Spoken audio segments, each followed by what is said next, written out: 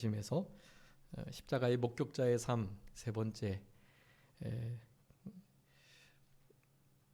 어머니라는 제목으로 하나님 말씀 상고하고 은혜를 나누고자 합니다. 우리 이번 주 주일날 그리고 지난주 주일날 예수님의 가상칠언 중에 첫 번째, 두 번째 말씀을 드렸습니다. 첫 번째는 저들의 죄를 용서해 달라는 우리 예수님의 하나님께 대한 기도였고요. 두 번째, 이번 주에 말씀드렸던 것은 그 한평 강도에게 내가 오늘 나와 함께 낙원에 있겠다 하셨던 말씀입니다. 은혜의 기적이라고 표현을 드렸는데, 우리가 구원받은 것은 마치 한 강도와 같이 아무것도 할 수 없는 우리들, 더 이상 예수님을 섬기거나 위해서 어떻게 행동할 수 없는, 마치 십자가에 못 박혀서 아무것도 못하는 우리들인데, 그런 우리들을 사랑하셔서 그냥 무조건적인 은혜로 건져주셨다.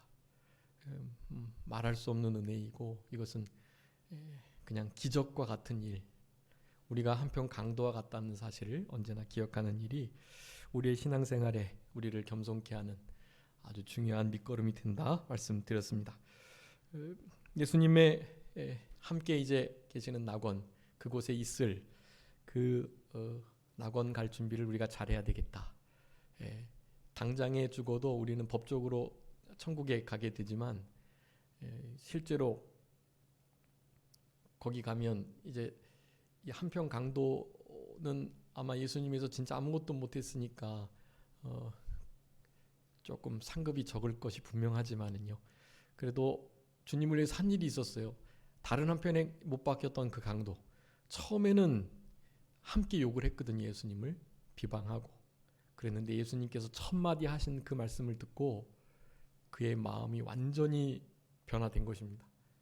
그 말씀 속에 담긴 메시아 그리스도가 아니면 저런 용서와 사랑을 보여줄 수 없는 것에 대하여 분명한 인식이 있었고, 그래서 자기의 모든 죄를, 정말 자기가 형편없는 자인 줄 알고 내가 이렇게 십자가 형틀에 못 박힌 건 당연하다 하는 마음을 가지고 끝까지 예수님을 비방하는 그 다른 한편 강도에게 이제 분명하게 고백을 하는 것입니다.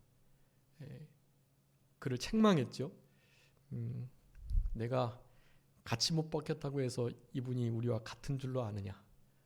저는 불의한 것이 하나도 없다. 지금 이런 십자가 형틀을 받아야 될 분이 아니다 라는 책망을 했던 것으로 우리가 볼 수 있고, 이것은 사실은 큰일이라고 하겠어요. 그때 다 예수님을 향하여 욕하고 손가락질하고 침을 뱉고 머리를 흔들고 혀를 쯧쯧 차면서 너가 진짜 메시아라면 내려와서 너를 구원하고 우리를 구원하면 우리가 믿어주겠다 하는 바로 그때에 우리 예수님을 메시아로 고백하고 그분의 나라에 들어갈 것을 확신하며, 제발이지 그 나라에 가실 때 나를 좀 기억해달라, 그 말을 하는 것이 사실은 정말 여간 어려운 게 아닌 거예요. 그런데 그 일을 했고, 그 많은 사람 앞에서 신앙의 고백을 통해서 예수님을 드러냈기 때문에 일평생 그렇게 예수님을 드러내고 예수님의 마음을 시원케 해드리는 삶을 살아가지 못하는 크리스찬들이 사실은 있을 수 있습니다. 그런 의미에서 우리도 마치 벌거벗은 구원과 같은, 정말 우리의 영혼만 겨우 건진받는 그런 부끄러운 구원 자체에는 영광스럽고 부끄러운 구원이 없는데요, 그 구원의 결과가, 그러니까 상급에 관한 것을 말할 때 그런 표현을 쓰는 것입니다.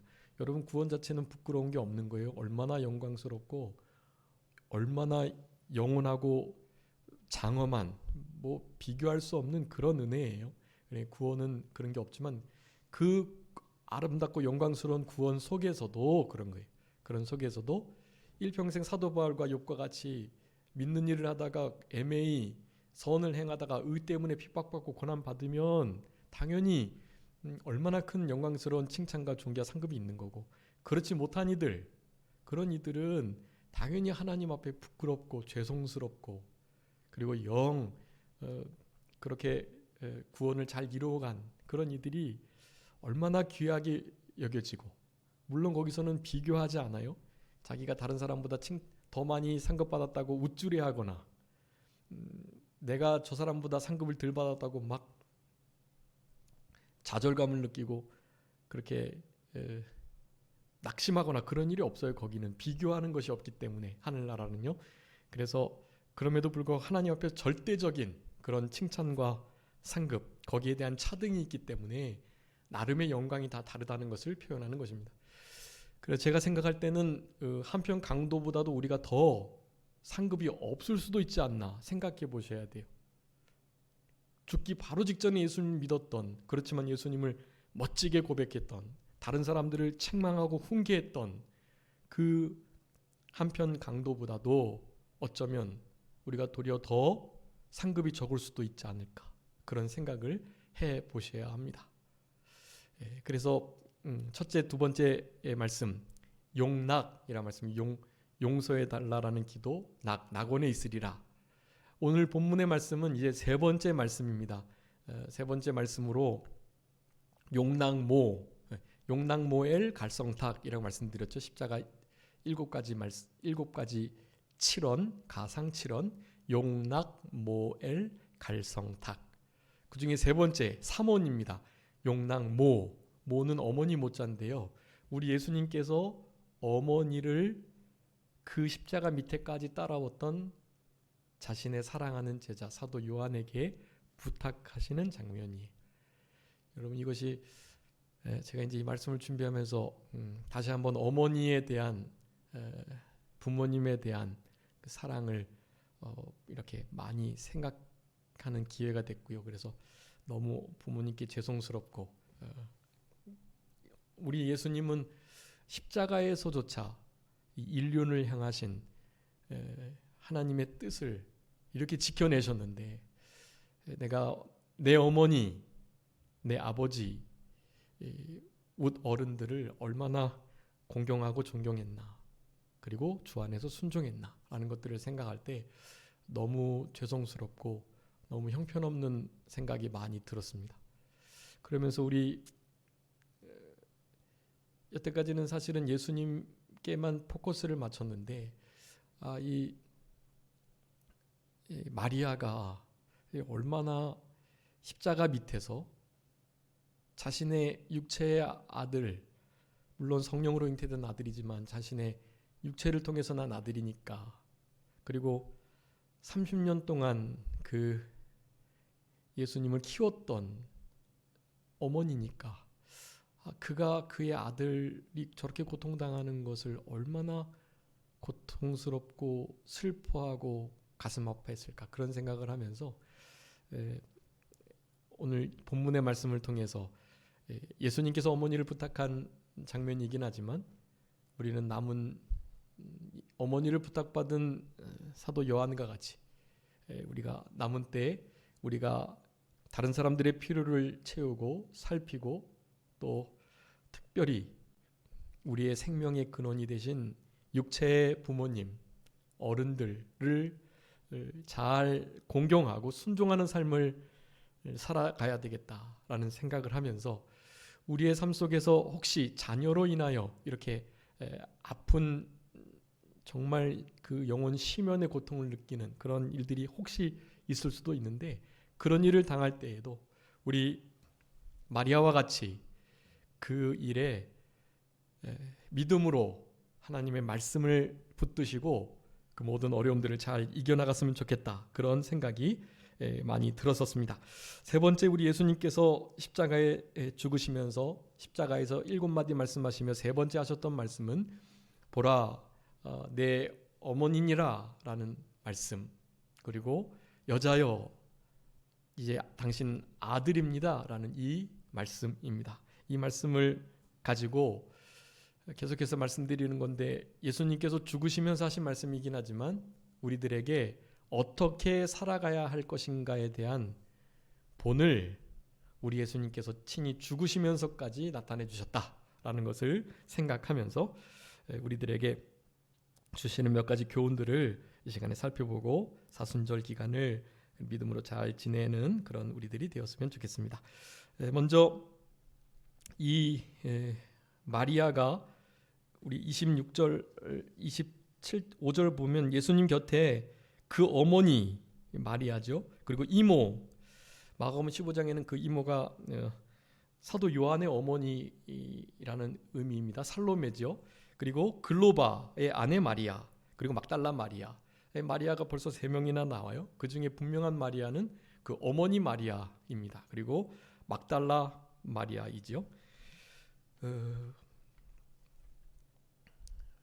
지금 우리가 이 십자가 밑에 서 있다는 의미가 무슨 의미인지를 잘 간과하는 경우가 많아요. 왜냐하면 예수님 십자가 밑에는 제자들이 아무도 없었고요. 제자들은 다 어디 갔죠? 도망갔어요. 도망갔어. 겟세마네 동산에서 그렇게 예수님께서 말씀하셨는데 사도 베드로는 얼마나 호언장담했잖아요. 물론 베드로도 약간 사도 요한보단 좀 뒤쪽에서 따라오긴 했는데 그 겟세마네 동산에서 있었던 대제사장의 종 말고의 귀를 쳐서 귀를 떨어뜨리게 했는데 그 사건 때문에 그 대제사장과 그 말고의 가족들에게 아주 찍혀 있는 상태였어요. 그래가지고 그네들에 따르는 시종들이, 특별히 여종들이 저 사람도 지금 예수님과 함께 있었던 제자 같은데 저 말투가 그것을 증거하는데, 이런 식으로 계속 추궁하여 물었고 3번이나 물었을 때 결국에는 저주하면서까지, 그것은 예수님을 저주했다는 의미가 아니에요. 그 원문에 의하면 예수님을 저주하면서 난 예수님을 모른다 하는 의미가 아니고, 내가 예수님을 진짜 아는 자라면 내가 저주받을 사람이다, 이런 뜻의 저주예요. 그래서 혼동하시면 안 돼요. 저주하면서까지 예수님을 부인했던 베드로. 근데 그 베드로도 그랬고, 그 전에 겟세마네 동산에서 모든 가룟 유다를 뺀 11제자들이 다 도망을 가버린 거예요. 우리 예수님께서 가장 정말 고통스러웠던 것 중에 하나는 빌라도에게 사형 선고 받은 일이나 그 백성들, 이스라엘 백성들이 예수님을 십자가에 못 박으라고 소리칠 때에도 참 힘드셨겠지만, 그것보다 더 어려웠던 것은 바로 제자들의 배신이었다고 생각이 듭니다. 제자들이 그렇게 호언장담하며 다른 사람들은 다 주를 버릴지라도 나는 죽을지라도 주님과 함께 하겠다는 약속을 했던 사도 베드로마저도 그리했으니 우리 예수님께서 얼마나 가슴이 아프셨을까 생각을 해보게 됩니다. 우리가 아는 것처럼 사람에게 실제적으로 믿었는데 배신을 당하는 거가 얼마나 이렇게 가슴 쓰라린 일이잖아요. 그것은 잘 회복이 안 될 것 같아요. 그 사람이 다시 돌아와도 다시 예전 관계가 되려고 그 사람이 아무리 힘을 써도 그 원상태로 돌아갈 수 있을까 하는 생각이 들 정도로 진짜 고통스러운 일일 것 같아요. 그런데 예수님은 그런 일을 친히 당하셨고, 대제사장으로서 우리 인생의 모든 연약함을 다 체휼하셨던 주님이신 것을, 그러기에 우리들을 넉넉하게 승리하게 하시고 위로하게 하시는 분이신 것을 우리가 생각하며 감사할 수 있는 것 같습니다. 그렇게 막달라 마리아가 섰는 이 십자가 밑은 사실 정말 위험한 자리고, 또 웬만한 신앙이 아니면 서 있을 수 없는 자리에, 그런데 이 따르는 여인들은 바로 그 십자가 밑에 서 있다라고 말해요. 서 있었다라고 분명히 기록하고 있어요. 성경은 25절, 우리 26절 읽었던 것도 마찬가지죠. 자기 어머니와 사랑하시는 제자가 곁에 서 있었다. 예수님의 저 고난당하심을 인하여 쓰러져서 막 통곡하면서 막 그 왜 슬플 때 우리 이렇게 장례식장 가보면 부모님 돌아가신 것 때문에 자녀들이 막 통곡하며 막 자지러지고 기절하면서까지도 왜 부르짖는 일들이 있잖아요. 사실은 우리 어머니 마리아의 입장에서 볼 땐 진짜 그럴 만한 일이에요. 성경에서는 우리 예수님의 어린 시절을 잠깐 12살 때 있었던 시절에 요셉과 마리아의 절기를 지키러 예루살렘 올라오셨다가 내려가는 중에 예수님이 예루살렘에 그냥 계셨고 하루길 동안 예수님이 함께 있는 걸 모르고 왔던 적이 있어요. 그래서 3일 길을 돌아서 겨우 예수님을 성전에서 다시 찾았던 장면, 예수님이 12살 때의 일이거든요. 그때 이후로 이 아버지 요셉에 대한 언급은 없습니다. 그러니까 이때에도 사실은 공생애를 시작하시기 얼마 전인지는 모르겠지만 아무튼 우리 아버지 요셉은 죽은 거예요. 그래서 이 마리아는 지금 과부로 지내고 있는 것입니다. 그런 남편도 없고 이제 하나 있는 이 아들 예수마저도 십자가에 못 박혀 죽어가고 있으니 사실은 이 마리아의 심정으로서는 이 십자가 밑에 서 있을 수 없다라는 것을 우리는 생각해 봐야 돼요. 그런데도 서 있는 거예요. 이 서 있다라는 자체가 우리들에게 아주 중요한 것을 시사하고 있습니다. 여러분, 우리의 감정적인 부분이요, 우리 신앙까지도 좌우하게 돼요. 이 감정 때문에 신앙의 그 진리면 그리고 우리가 해야 할 어떤 영적인 면을 놓치는 경우가 아주 많습니다. 감정은요, 우리의 마음과 또 우리의 이성적 판단과 특별히 하나님의 말씀에 지배받아야 돼요. 감정 가는 대로 다 그냥 방임하시면 안 돼요. 사랑이나 용서도 마찬가지예요. 우리가 뭐 용서할 수 있을 만한 관용이 넓은 마음이 넓은 사람도 아니고 다른 사람을 원수까지도 사랑할 수 있을 만큼 우리의 이 마음이 좋은 게 아니에요. 사실 우리 마음은 예레미야 선지자가 말했던 것처럼 심히 부패하고 거짓된 그것이 우리의 마음이에요. 우리의 마음으로 사실은 그렇게 하나님의 뜻을 순종하거나 좀 괜찮은 사람으로 살아갈 수 없습니다. 원래 그런 우리들인데, 왜냐하면 전적 타락하고 부패하고 무능력하기 때문에 그래요. 그런 우리들에게 신앙을 주셔가지고 우리의 죽은 영이 살아서 그 영이 우리의 마음을 붙들고 하나님의 말씀과 성령의 비판을 받고 지도받고 인도받는 마음이 될 때 그 마음을 가지고 이제 조금씩 좀 인간다운 하나님의 자녀다운 삶을 결정하고 그 마음으로 이제 감정까지도 조금씩 다스려 나갈 수 있는 힘이 생기게 되는 것입니다. 여러분, 결코 우리의 감정으로 우리의 신앙을 좌우하지 않도록 하셔야 돼요. 과부가 하나밖에 없는 아들을 잃었을 때 나인성에서 예수님께서 그 과부의 아들을 살려주셨어요. 그런데 그 나인성 과부의 아들을 살리시기 전 그 여자에게, 그 어머니에게 여자여 울지 말라라고 말씀하셨거든요. 하나밖에 없는 독자가 죽었는데, 과부인데 그것도 어떻게 안 슬퍼할 수가 있겠어요. 그런데 울지 말라는 거예요. 하나님의 약속의 말씀을 믿고 또 여기 생명의 주가 계시니 울지 말라. 울지 말라 그러면 울지 않는 거예요. 하나님께서는 우리들에게 우리의 감정을 말씀으로 성령의 능력으로 잘 다스리도록 그렇게 말씀해 주고 계신다는 것을 아셔야 되겠습니다. 그래서 이 십자가 밑에 믿음을 가지고 서 있는, 여러분이 서 있을 수 없는 곳에 서 있는, 슬픔을 주체할 수 없어 기절할 수도 있는데 그것을 이겨내고 십자가 밑에서 예수님을 바라보고 있는 우리 어머니 마리아를 사순절 기간 동안에 잘 묵상하시면 우리의 신앙이 큰 유익이 될 수 있겠습니다. 그 서 있는 어머니 마리아에게 지금 하시는 말씀이에요. 그 옆에 사랑하는 제자는 누구죠?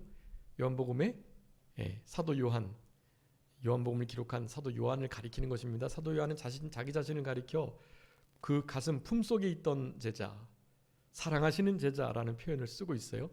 우리 주님께서 진짜 사도 요한을 사랑하셨고 또 사도 요한도 우리 예수님을 사랑하는 그런 제자였습니다. 다른 제자들도 물론 사랑했지만요, 가장 우리 예수님 곁에서 예수님을 따랐던, 원래는 이런 성품을 가진 자가 아니었는데 원래 우레의 아들이라는 별명을 가지고 있었던 그런 자였는데 사랑의 사도가 되었어요. 요한 1, 2, 3서 읽어보면 사랑의 변증서인데요, 사랑을 얼마나 강조하고 있는지 우리가 볼 수 있습니다. 사도 요한이 그의 사랑하시는 제자로서 곁에 있었습니다. 말씀드렸던 것처럼 그 어머니 살로메의 남편이 그 제사장 가문 쪽에 있는 이들이에요. 그래서 제사장의 계통에 있는 친척들이었기 때문에 좀 예수님을 쉽게 십자가 밑에까지 따를 수 있었습니다. 그럴지라도 따르기가 어려운 일이에요, 사실은. 그럼에도 베드로도 도망갔는데 우리 사도 요한은 처음에는 배반하여 도망갔지만 나중에는 주님을 사랑하는 마음으로 주님의 십자가 밑에 곁에 서 있었던 제자였습니다. 개인적으로 제가 사도 요한을 제일 이렇게 존경하고 사랑하고 본받고 싶은 그런 제자 중에 한 분인데요. 만약에 영어 이름으로 짓는다면 요한인 존이 이렇게 좋지 않을까. 이렇게 요즘에는 영어를 어렸을 때부터 하기 때문에 영어 이름들을 이렇게 가명을 짓긴 하는데 뭐 주만이 주원이도 우리 신승이는 영어 이름 있는지 모르겠어요. 주만이 주원이는 신승이 영어 이름 있어요? 영어 이름 데이비드 다윗. 응? 주만이 주원이는 알렉스 뭐 이런 이름들 흔한 이름들 그렇게 영어 이름으로 짓긴 했는데요. 좀 그 되게 유명한 성경의 영어 이름을 하고 싶었지만 행여 그 이름에 누를 끼칠까봐 그렇게 하진 못했는데 아무튼 그렇게 이름을 짓고 싶고 또 그 사도 요한의 그 신앙의 길을 따라가고자 끝까지 아니라고 할 때 하나님의 말씀을 들고 옳다고 할 수 있는 다들 맞다고 할 때 말씀을 기준으로 아니다고 말할 수 있는 그런 신앙의 결단이 있는 그런 하나님의 사람들이 되었으면 좋겠고 그런 신앙을 가지고 지금 예수님 십자가 밑에 우리 사도 요한이 서 있다라고 하겠습니다. 바로 그때 이제 귀한 하나님의 말씀이 이루어지게 되는 것입니다. 그 서 있는 것을 26절에 보셨다라고 말씀하고 어머니께 말씀합니다. 여자여 보소서 아들이니이다 라고 말씀하셨습니다. 먼저 여기 십자가 밑에 곁에 서 있는 우리 마리아의 마음을 잠깐 생각해 볼 필요가 있는데요.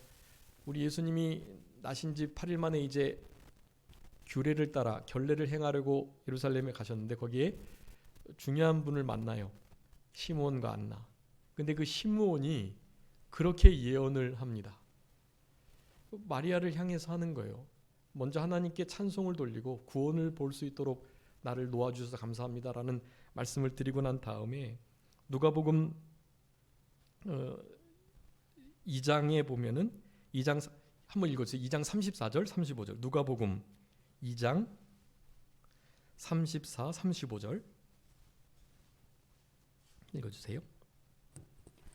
시므온이 그들에게 축복하고 그의 어머니 마리아에게 말하여 이르되 보라 이는 이스라엘 중 많은 사람을 패하거나 흥하게 하며 비방을 받는 표적이 되기 위하여 세움을 받았고 또 칼이 내 마음을 찌르듯 하리니 이는 여러 사람의 마음의 생각을 드러내려 함이니라 하더라. 아멘. 거기 보면 어떤 표현이 있냐면 칼로 마음을 찌른 듯하다라는 표현을 쓰고 있어요. 이것은 어머니 마리아가 그렇게 될 것이라는 예언을 하고 있는 거예요. 근데 그 예언의 말씀이 오늘 본문에 이루어진 거예요. 예수님 십자가 밑에 곁에 서 있는 어머니의 마리아가 지금 이런 상태다라는 것을 말하고 있어요. 여러분 이 마리아의 상태를 다시 한번 생각해 보셔야 합니다. 어머니 마리아, 아버지 요셉은 일찍 돌아갔고 과부로서 그렇게 어머니를 잘 순종하고 따랐던 우리 예수님이세요.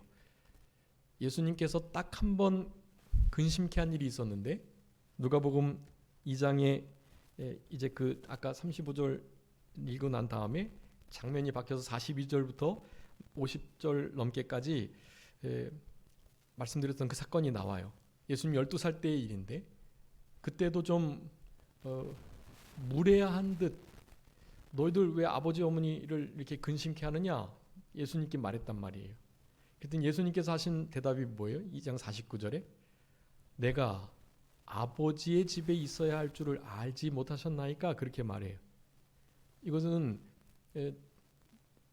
엄마 아빠는 내 친아버지가 어머니가 아니잖아요. 뭐 이런 뜻이 아니에요. 예수님이 무례하게 대답하거나 오늘 본문에 이제 여자도 제가 설명드릴 건데 결코 이건 무례한 표현이 아닙니다. 아버지의 집에 있어야 될 거 알지 못하셨어요? 라는 말은 다른 사람은 몰라도 어머니께서는 내가 아버지의 일 이외에 아버지의 일을 하기 위해서 이를테면 오늘 아버지를 내가 따라가지 않았는데 내가 아버지의 일을 위해서 영적인 아버지의 일을 하나님 아버지의 일을 위해서 이렇게 한다는 것 어머니는 아시잖아요 라는 의미예요. 그게 다른 의미가 아니에요. 그것을 우리 마리아는 마음에 두었고 예수는 사실은 내 아들이긴 하지만 메시아 그리스도이다. 하나님이시고 하나님의 아들이시다라는 것을 기억하게 하는 말인 거예요.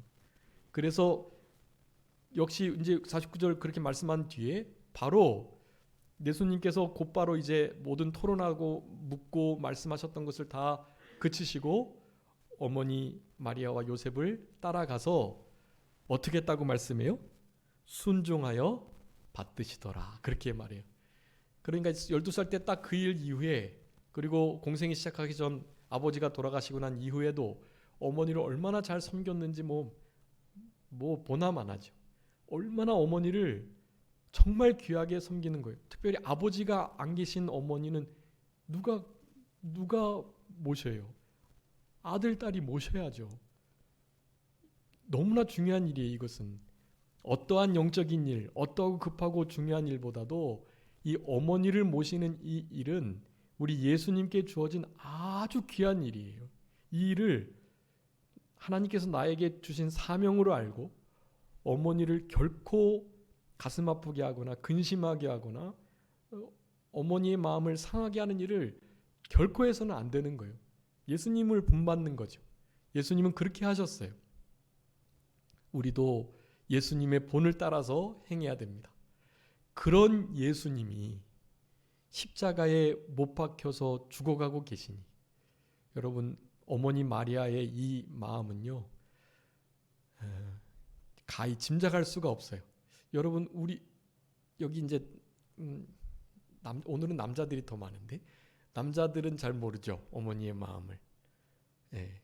그러니까 어머니가 뭐라 말씀하시는지를 잘 듣고 어머니의 마음을 잘 이해하도록 해야 돼요. 우리들이 만약에 여자여서 나중에 자녀를 낳게 된다면 이제 어머니 마음을 굳이 듣지 않아도 이해할 수 있을 건데 우리는 경험하지 못하니까 어머니의 말씀을 잘 들어야 돼. 어머니가 하시는 말씀들, 내가 이랬다. 그런 말씀들을 내가 이랬으면 좋겠다 하는 말씀들을 여러분 잘 듣고 그 어머니 마음을 결코 아프게 하거나 상하게 해드리면 안 돼. 잘 공경해야만 하는 거예요. 왜냐하면 그 어머니는 다른 걸 몰라도 나를 낳아주신 나에게 육체의 생명을 주신 분이시기 때문에 그래요. 여러분 성경 말씀 많이 읽어보시면 아시죠? 주 안에서 부모님은 순종해야 돼요. 순종은 믿음을 거스리는 일까지 순종하면 안 돼요. 부모님을. 그렇지만 공경은 무조건 하게 되어 있는 거예요. 무조건. 공경은 그냥 뭐 조금 이렇게 섬겨드린다라는 의미가 아니고요. 존경하고 여러분 만약에 부모님이 실제로 사회적으로 무리를 일으키고 막 지탄을 받는 범죄자라고 생각해 보세요. 여러분 그런 부모님을 공경해야 될까요? 안 해야 될까요? 공경해야 돼요. 그런 부모님도. 다른 사람은 몰라도 그 자녀는 그러한 부모님을 공경해야 돼요. 그분이 존경을 받을 만하든지 그렇지 않든지 관계없어요. 그분은 나에게 무엇을 주셨으니까요? 생명을 주셨으니까요. 공경하는 거예요. 그분을 공경하고 귀하게 여기고 사랑하고 그리고 존중히 여기고 공경에는 그런 의미가 다 들었어요. 존경하고 사랑하고 또한 두려워하고 여러분 부모님을 두려워해야 돼요. 부모님이 나보다 힘이 점점 이제 약해지시잖아요. 그럴지라도 두려워해야 돼요. 왜요? 그분은 나에게 생명을 주신 분이고 그분께 하나님께서 권세를 위임해 주셨단 말이에요. 그분은 우리들에게 하나님의 사랑을 나타내 주시는 아주 복된 구원의 기관이에요. 그러니까 그 어머니가 힘이 약해진다고 해서, 아버지가 점점 힘이 적어진다고 해서, 더 이상 돈을 못 벌어 오신다고 해서 그분들을 마음대로 함부로 하면 안 돼요. 여러분 잠언에 보면 어머니를, 늙은 어머니를 공경하지 아니하는 자들 어떻게 된다 그랬어요? 예? 저주를 받는 거예요. 부모를 공경하지 않으면 까마귀에게 눈이 쪼이는 거예요. 그거는 두려워해야 할 일이에요. 뭐 부모님을 진짜 사랑하는 마음으로, 두려워하는 마음으로 두려워하는 게 최고지만, 그렇지 못할 때에는 성경의 부모님을 공경하지 못할 때 받는 하나님의 진노와 그 저주를 생각하면서 두려워하셔야 돼요. 부모님을 홀대하면 하나님께서 결코 복 주시지 않아요. 그래서 5계명을 출애굽기나 에베소서 설명하면서 약속 있는 첫 계명이다. 내 부모를 공경해라. 그렇게 말하는 거예요. 공경은 명령이고 그 명령을 우리 예수님은 친히 십자가에서조차 나타내 주셨던 것입니다. 여러분 이런 말씀들을 순종하는 의미에서의 공경을 진짜 예수님이 하셨던 것처럼 해야만 해요.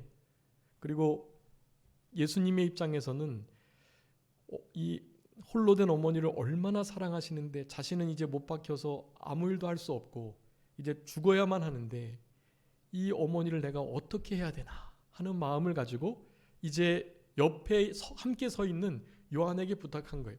여러분이 요한하고 어머니가 얼마나 좋은 인생의 동반자가 됐을까요? 생각해 보셨나요? 예수님은 3년 반 동안 요한을 가슴에 품고 항상 살았어요. 근데 그 전까지는요, 예수님은 마리아 어머니와 함께 살았던 거예요. 서로의 예수님에 대한 얘기를 나누며, 진짜 우리 사도 요한은 어머님 마리아를 진짜 어머니처럼 모셨을 거예요. 그리고 그게 정말 기쁜 이야기의 주제가 되는 거예요.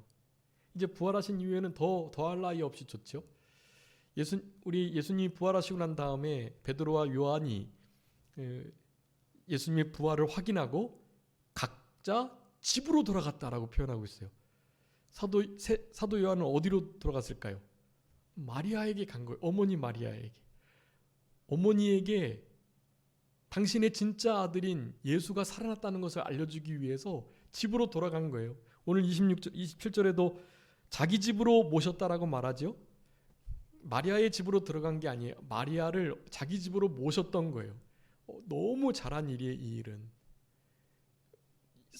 우리 사도 요한은 그렇게 할 수밖에 없어요. 왜냐하면 예수님 십자가 밑에서 서 계시며 자기 아들의 죽어가는 그 마음이 칼로 찌르는 듯한 그런 어마어마한 고통을 받는 우리 어머니 마리아를 본인이 그렇게 모셔야 하는 거예요. 그렇게 하기 위해서 예수님이 부탁하신 거란 말이에요. 보라, 이제 너의 어머니다 라고요. 여러분, 이런 계명의 말씀을 듣고 우리는 실제로 우리의 인생에 있는 생명의 종속관계, 나에게 생명을 주셨던 그분, 나를 자라게 하시는 그분을 정말로 공경하는 말씀을 순종하는 우리들이 되어야만 합니다. 여러분, 이 마리아 어머니가 예수님 아마 이마에 첫 뽀뽀를 해주었던 분이실 거예요, 아마. 근데 그 이마에 가시면류관이 씌워져 있어요. 그 피를 좀 닦아드리고 싶은데 그렇게 하지 못해요. 손과 발에 못이 박혔어요. 피멍이 들고 피가 철철 흘러내려요. 어떻게 감싸서 좀 치료해주고 싶은데 그렇게도 못해요. 나중에는 옆구리에 창이 찔리시죠. 그리고 목마르다고 말씀하세요. 따뜻한 물 한 잔을 줄 수 없는 그런 상태에 있어요. 가슴이 찢어지고 칼로 가슴을 도려내는 듯한 그런 고통을 받으시는 것을 말하는 거예요.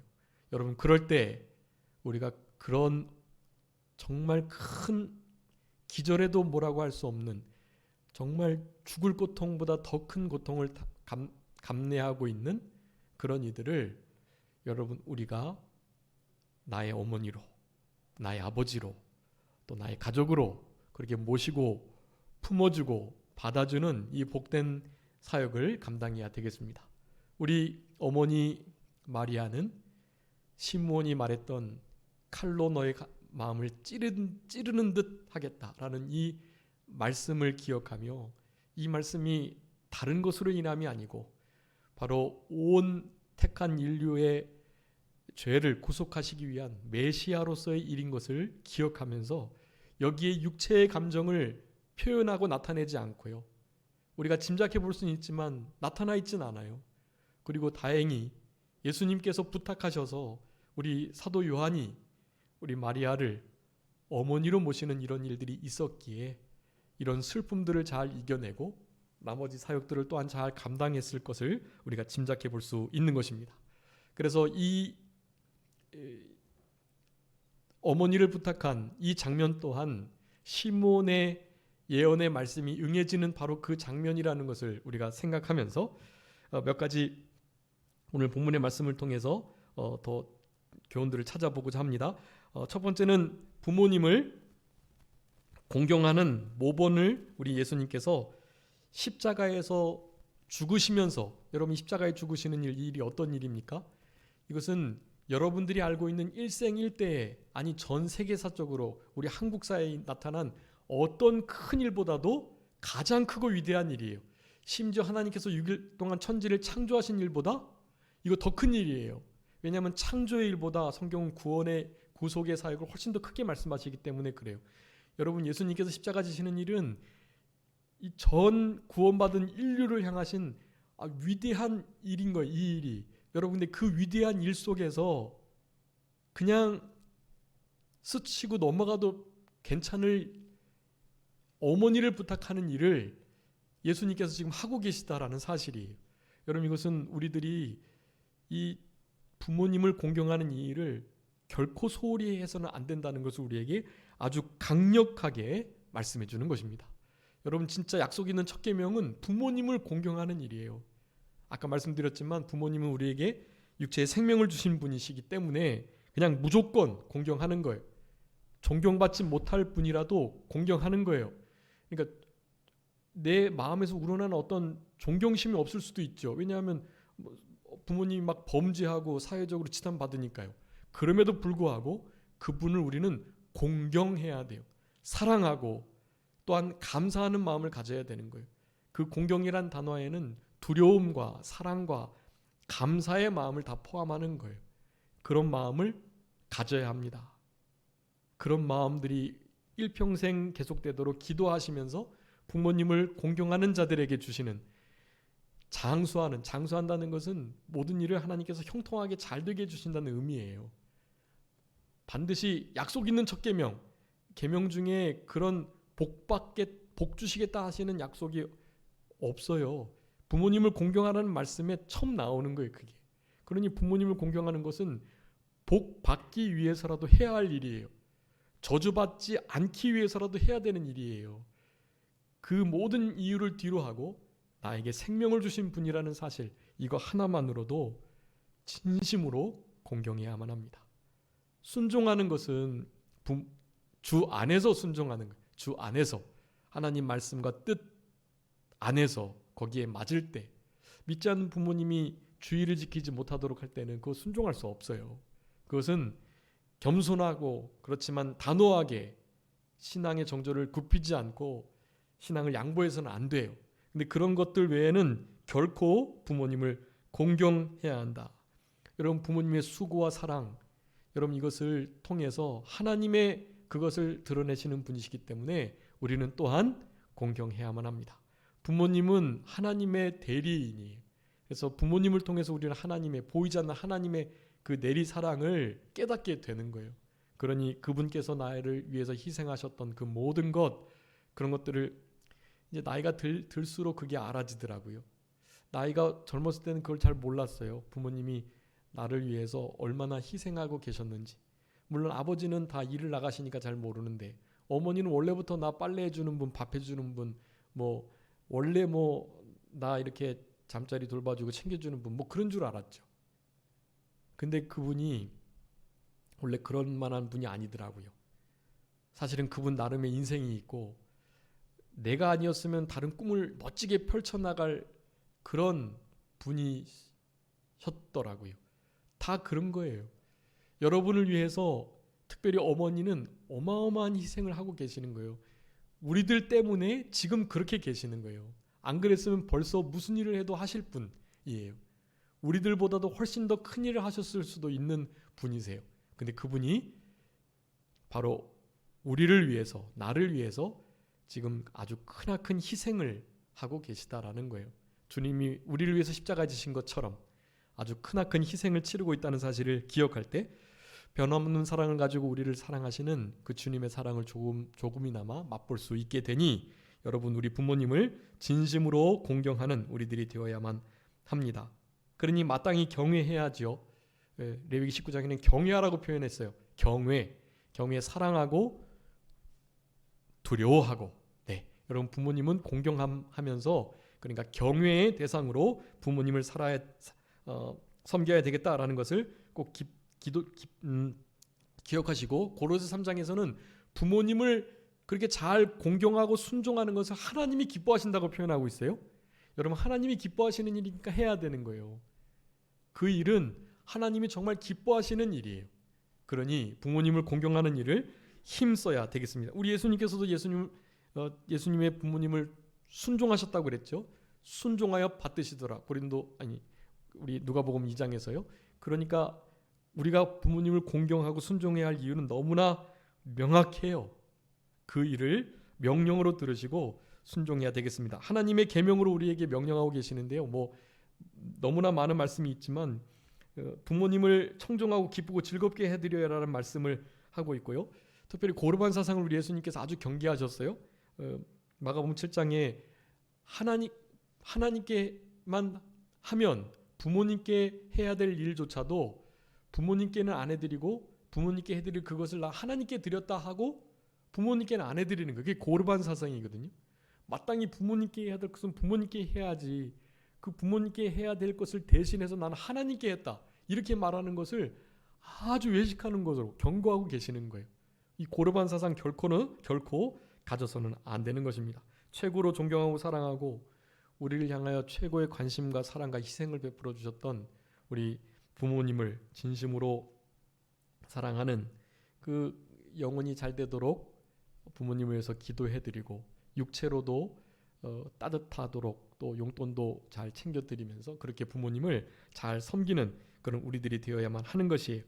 여러분, 가장 큰 부모님을 향한 효도는 뭘까요? 부모님의 마음을 아프시지 않게 해드리는 거라고 하겠습니다.